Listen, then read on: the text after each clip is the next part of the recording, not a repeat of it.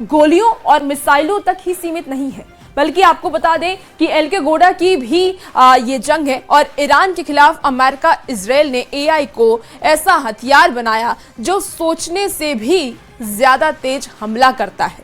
शायद यही वजह थी कि ईरान को संभलने का कोई मौका ही नहीं मिला।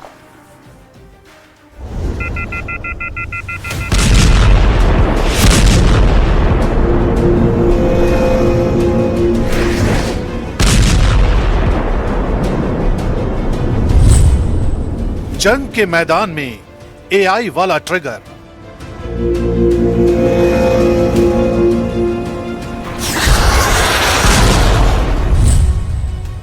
आर्टिफिशियल इंटेलिजेंस ने ईरान जंग को बनाया घातक।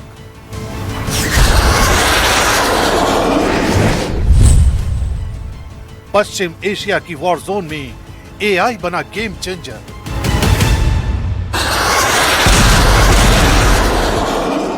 मिसाइल हमले,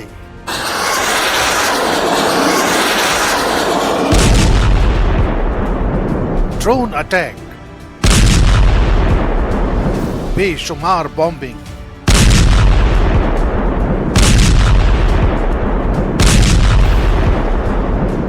चंद घंटों में किसी भी शहर को कब्रिस्तान बना देने वाले हथियार।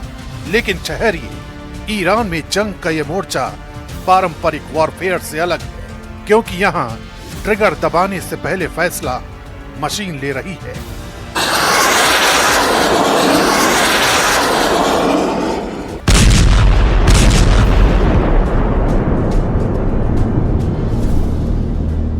ईरान के खिलाफ ऑपरेशन एपिक फ्यूरी और रोरिंग लॉयन में एआई ने टारगेट पहचानने से लेकर हमला तय करने तक पूरे प्रोसेस को सेकंडों में बदल दिया।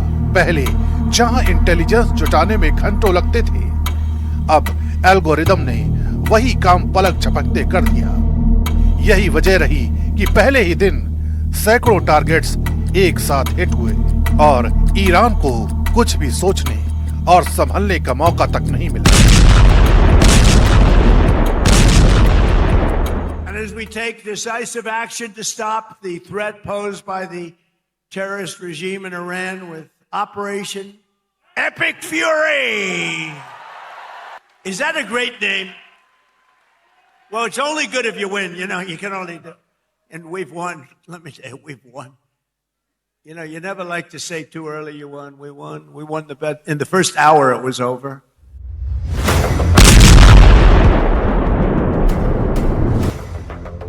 अट्ठाईस फरवरी की सुबह जब हमला शुरू हुआ, तब ये सिर्फ एयर स्ट्राइक नहीं थी, ये डेटा अटैक था।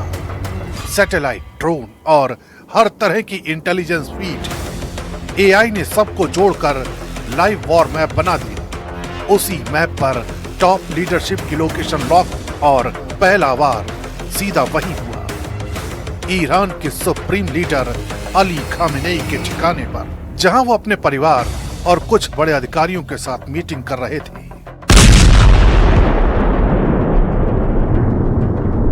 השמדנו מתקני שלטון, תשתיות גרעין, מפקדות ובסיסים צבאיים, מפעלי נשק, מחסני טילים וכטב"מים ומאות משגרי טילים בליסטיים, דבר שמפחית את האיום על מדינת ישראל. इस जंग में एआई ने सिर्फ शुरुआत नहीं, हर दिन की रणनीति तय की। लाखों data points, missile sites, air defence, command centre, सब कुछ मशीन ने खुद चिन्हित किया। नतीजा लगातार स्ट्राइक्स, बिना रुके, बिना देरी। ईरान हर बार जवाब देने की कोशिश करता रहा, लेकिन हर बार उससे एक कदम आगे आर्टिफिशियल इंटेलिजेंस की दीवार खड़ी हो गई। ये वही बढ़त थी जिसने जंग को एक तरफा बनाने की शुरुआत कर दी थी।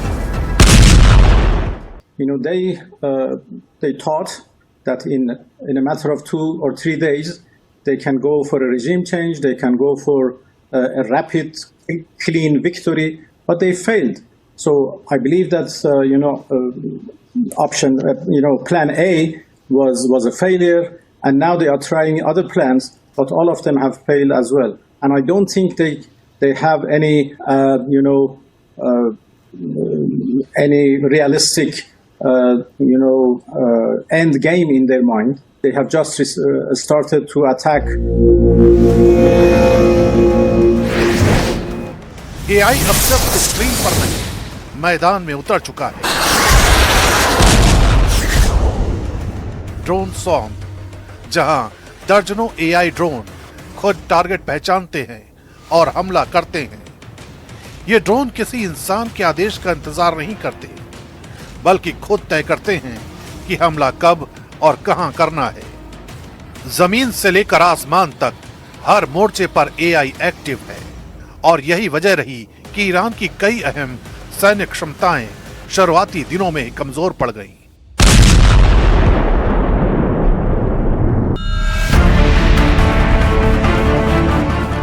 लेकिन इस जंग में तेजी की भी एक कीमत है। एआई ने जंग को जितना सटीक बनाया, उतना ही खतरनाक भी। एक छोटी सी गलती और बड़ा नुकसान। नागरिक इलाकों में भी हमले हुए। सवाल उठे, क्या मशीनों पर भरोसा सही है? जानकार मानते हैं कि अभी अंतिम फैसला इंसान का है, लेकिन अगर ये कंट्रोल मशीनों के हाथ चला गया तो जंग सिर्फ तेज नहीं, बेकाबू हो जाएगी, और तब शायद किसी के पास रोकने का वक्त ही नहीं होगा। अमेरिका और इजरायल ने ईरान के खिलाफ इस जंग का आगाज तो कर दिया, लेकिन अब यही जंग उनके लिए चुनौती बनती दिख रही है। टॉप लीडरशिप को खत्म करने के बाद भी ईरान जिस तरह से लगातार एक्टिव है, वो साफ इशारा करता है कि इस लड़ाई को आसान समझना बड़ी भूल हो सकती है।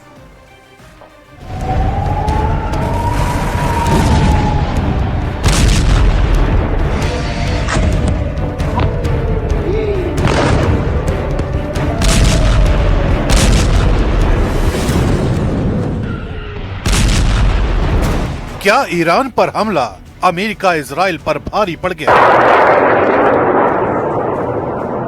क्या ईरान की ताकत भांपने में सुपर पावर से गलती हुई? चुनौतियों के चक्रव्यूह में कैसे फंस गए America Israel?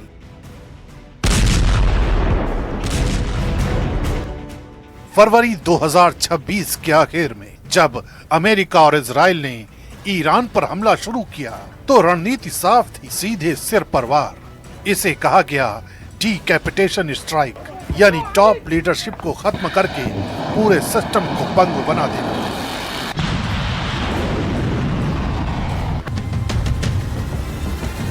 Supreme leader Ayatollah Ali Khamenei से लेकर लारीजानी तक IRGC के बड़े कमांडर्स तक एक के बाद निशाने पर आए। शुरुआती हमलों में ही ईरान की कमांड चेन को बड़ा झटका लगा।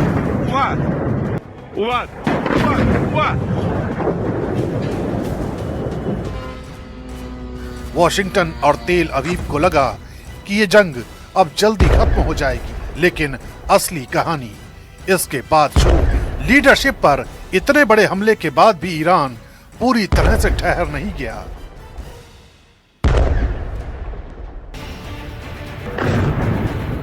इसके ठीक उलट मार्च के पहले हफ्ते से ही जवाबी कार्रवाई तेज हो गई। मिसाइल बैराज, एक के बाद एक ड्रोन हमले लगातार, और पहली बार सेजिल जैसी लंबी दूरी की बैलिस्टिक मिसाइल का इस्तेमाल।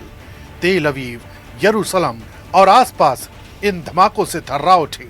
ये सिर्फ जवाब नहीं था, ये एक संदेश था कि लीडरशिप खत्म होने के बाद भी ईरान की युद्ध क्षमता जिंदा है।